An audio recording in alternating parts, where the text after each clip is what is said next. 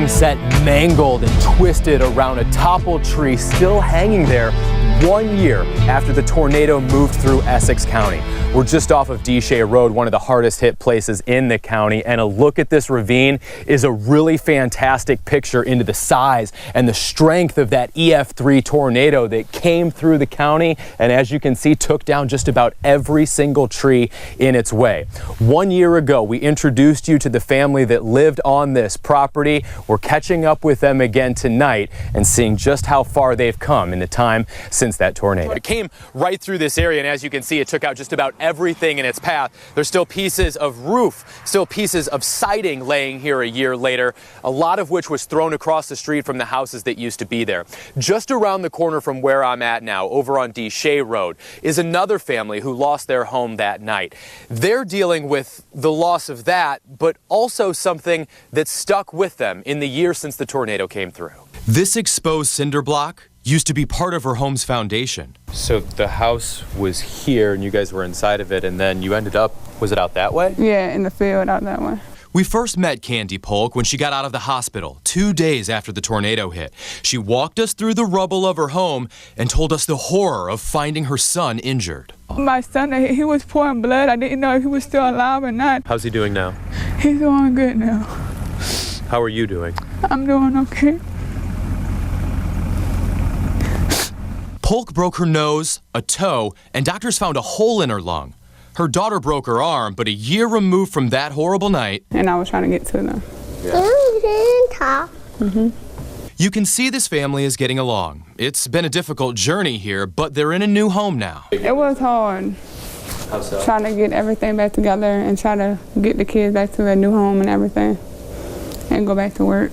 But a year later, fear lingers. It's something we've heard a lot from people here in Essex County, a sort of PTSD reaction to stormy weather and even loud sounds, similar to what they heard the night of the storm tearing through. I just think something's going to happen, like something coming towards us. Like even if an airplane fly over the house, I get kind of upset. I don't like the noise, yeah. She says it's worse for her 2 kids. They just start crying. Even if they hear the airplane, they'll bust out crying. They don't like it. Their new home is on the same property, and the tree line in the distance is still a mangled reminder of the tornado that nearly killed them. I mean, does it feel like the family's stronger seeing how powerful this thing was and you guys made it out? Yeah. I'm just thankful to still be here, to be a mother to the kids, and nothing happened to neither one of us. Witnesses and police say that police officers several times asked the suspect to drop his weapons and that he wouldn't comply. Then an officer used a taser, and that didn't even stop the guy. So, according to witnesses and police, that's when the suspect came at police and they opened fire, shot and killed him. I watched him go after the police. That piece of eyewitness testimony could prove huge in determining if an officer's use of force was justified. Our force investigation team will put their investigation together. I will review that, and then it will be forwarded to the Commonwealth Attorney's Office for determination if the use of force was justified. The decision comes down to this. Did officers attempt to stop the suspect in other ways before shooting him? And was shooting him the only way to prevent him from hurting or killing someone else? At some point during this encounter, less lethal deployment was used of a taser. Apparently that did not work. Witnesses report hearing the suspect yell 1 time after the taser was used. I recently took an official taser training course alongside Richmond Police, and I want to explain what this might mean. I am by no means speculating on what happened today, just want to give you some context as to what will be looked at during the investigation. Now, the tasers that Richmond officers carry deploy 2 probes when they're used, and they're aiming to split the belt with those probes. They want one of them here in the mid to lower back, and they want another probe here in the meat of the back of the leg. Most of the time when this happens, there will be enough electrical current to lock a person up and drop that person to the ground.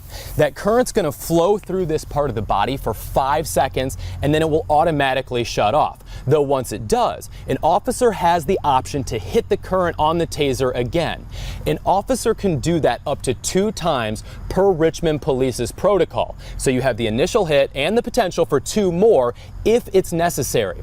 Hearing the witness testimony that says the suspect today only yelled 1 time and that it didn't drop them to the ground could suggest that the officer didn't get a good hit on a moving target to try to use the taser 2 more times because it just wouldn't have worked. I don't think police had any other option. You know, they told him to stop. They told him don't come any closer. They had their guns drawn.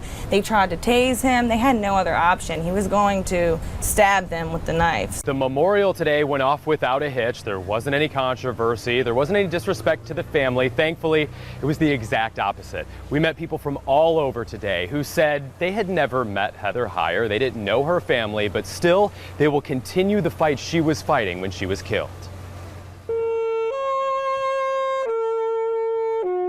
Charlottesville's warmth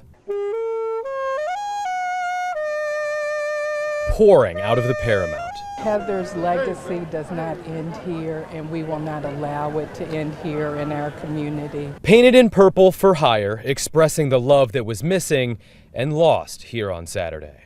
It was horrifying. Sarah Herbert didn't know Heyer, but says she feels like she did. She was a fellow citizen.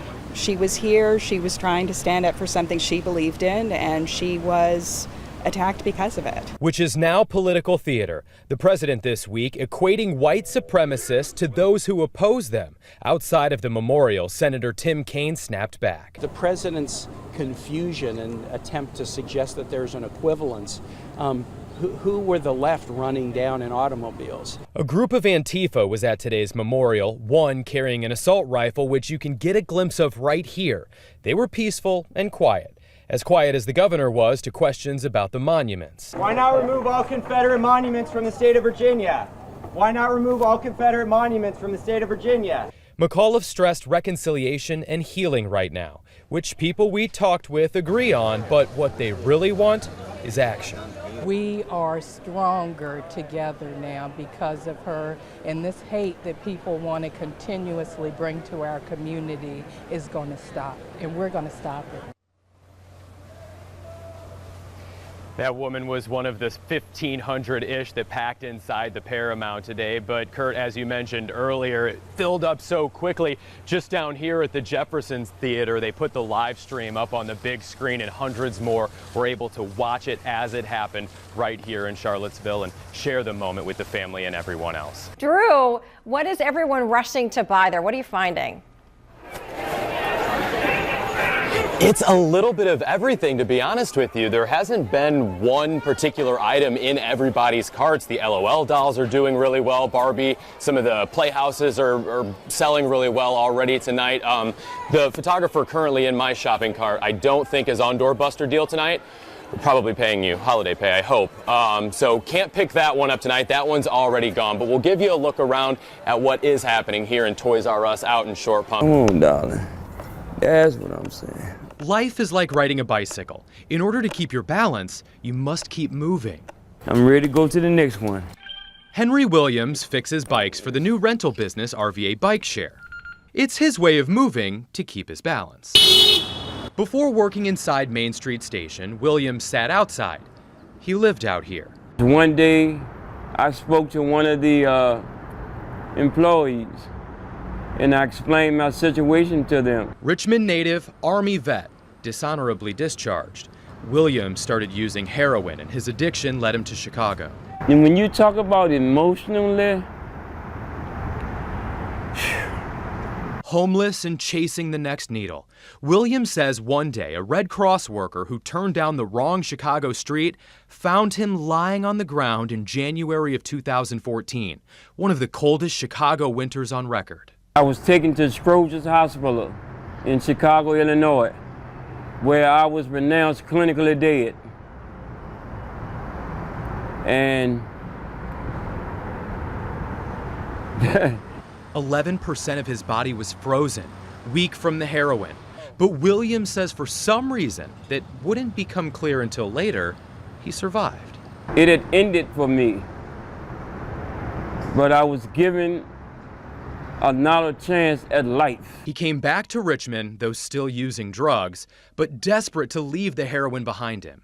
Looking for a way out. An exit by entering. That Main Street Station worker he told his situation to said she could find him a job. When could he start? My response was, right now. A lot of people want to help veterans, they just don't know how. Though Jim Duffney does.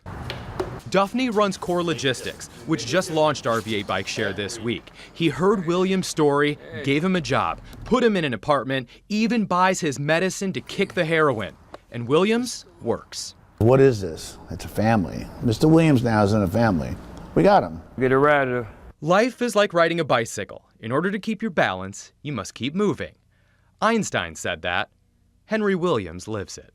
All I have to do is just keep pushing. As it grows, RVA Bike Share will employ more of Richmond's homeless veterans, and Henry Williams will train them how to fix bikes. A reason for a second chance at life. There was times when I felt like just giving up. There was times when I felt like just ending it all. But my better judgment said, you can do it. Just keep pushing forward. On your side in Richmond, Drew Wilder, NBC 12 News. Oh, it's absolutely heartbreaking, Sabrina. I can still smell the charred wood of the building that used to be here behind me. And if you take a look just over here, you can see these brick steps are the only thing that's left from Centenary UMC. But earlier tonight, just a couple of miles down the road, the congregation held a prayer service to say it wasn't some building holding them together. There's a familiar feeling inside of a church, sitting in a pew behind the hymns, resting voiceless on the back of the pew before you. The gospel's inside, only given voice by the people, just as the Word of God. Centenary United Methodist Church lost a building today, not faith. The building itself is not the church, that it's the people inside of it, that we are the body of Christ. However, with that, people have emotions tied to the building. Julius Winkler has emotions tied to the building, and they go back a few years too. He heard his first sermon at Centenary when he was just a few weeks old. My mother was there, and my father was there. Her mother was there, and probably some others that I don't know, and then it came down through me, my children, grandchildren, and great-grandchild. He remembers the way the floor sloped from the back of the sanctuary to the altar, giving less eager folks with good hearing an equally fair view of their pastor. That theater-style floor turned to ash at 4 o'clock Monday morning, while fire crews from all over brought water to the 100-year-old building. Within hours, Centenary's neighbor, Bethia UMC, reached out to help. 60 years ago, these two churches shared a pastor. And so for years and years, we've had a very close and good relationship with them. And so it was the right thing for us to do. Monday night service and prayer. There are so many things that we have to be grateful for, that the fire didn't spread to the houses that were around it. The next time you sit in a pew and admire the way the light plays through a pane of stained glass, remember what this congregation learned today.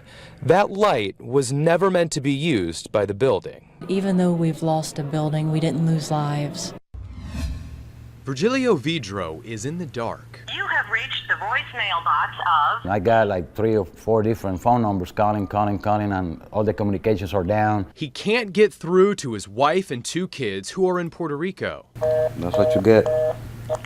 No communication at all. He hadn't talked to them since Hurricane Maria ravaged the island. When we met for this interview, he didn't even know if they were alive. If you could talk to your wife on the phone right now, what would you tell her? I don't know, but... Vidro calls and calls and nothing. It's very hard. I'm not there for them. I don't know what they need right now. That's my family. That's all I got. I don't have nothing else. He's trying to get back to them. He comes to Louisa County a few times a year to do contract work at the North Anna nuclear plant. He couldn't fly back when he planned to because of Irma. Then Maria. Now, days after the storm, he says his commercial flights keep getting canceled just hours before takeoff. What is going to happen? I'm going to have to wait 1 more week here, and then at the end they're going to tell me, they canceled the flight, you got to wait 2 more days. How long I'm going to be here? And all this time that I'm here, It's not that I don't like it here, it's just my family needs me back home. Vidro reached out to 12 on Your Side. He's not looking for any handout, he just wants help getting back home to his family. So I called our friends here at the American Red Cross and I told them Vidro's story. They tell me that they just sent 3 volunteers from here in Central Virginia down to Puerto Rico to start reuniting families. Since I interviewed Vidro on Sunday, he says that he's been able to talk with his son on the phone, who assured him the family is safe. And now people here at the Red Cross are doing what they can to get Vidro back to his family.